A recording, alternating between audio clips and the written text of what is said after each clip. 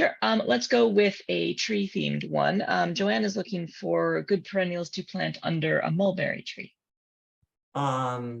Things that don't mind a groundhog trampling them as it Yeah. goes to climb the mulberry tree to eat the leaves and the fruit. And mulberries actually are fairly easy to grow under as compared to some trees like maples that have a fine system near the ground, near the surface that take a lot of water. So what's growing under the mulberry tree out there that we have out there? We have perennial geraniums growing under there. Yep. Turtlehead is doing quite nicely Quite under there. well. Plume poppy, wood poppy, the stylophorm. A little bit away is the Ginger. ginger and some fern. Yeah. Painted fern is over. Painted fern, yep.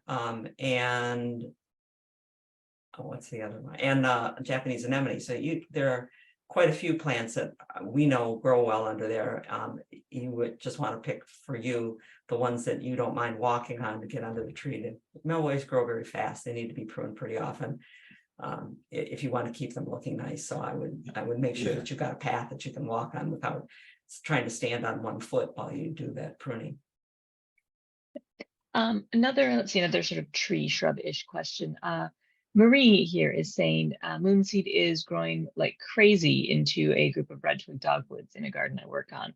In the spring, I want to prune the shrubs way down, remove the moonseed as best I can, wash the roots, then put them back in. Does that sound right? The moonseed is horrible, she says. The moonseed, you might be talking about bindweed with a white trumpet type flower. Because that does look a little like moonseed, but yeah. At any rate, if it is bindweed, if you find that it's laced all through the root system with a white, almost elastic root, then you're looking at bindweed, and I would not plant them back into the same place, not right away. What you're suggesting is good. Take the plants out, wash the roots out, take out all of that white bindweed root, and then put those in a different holding bed someplace, even if it's above ground with just mulch stacked on top of them. Mm-hmm. And for a year, keep that area that you dug them out of mulched heavily, and any bit of green you see coming through it, take it off. Don't let it stay a day in the green. You need to starve it out, and then cross your fingers, because bindweed, it's a native plant. Persistent. It's very persistent. We've never beat it, but we've got it under control. For instance, in our yard, we moved in and it was just all through the hedge. We took out bags and bags of bindweed. And after 5 years of my repeatedly killing what's left in there, I've got it down to there's just 3 spots where I know that it will show up. And so every month I can go out, find one of those spots, pull it out, and know that it's not going to spread again. Yeah. About the best you can say. It's part of the issue of when we're asking about moonseed or something. There's some people assume everybody knows the common name of every plant, and I had no picture in my mind of moonseed at all. Yeah. Nothing popped.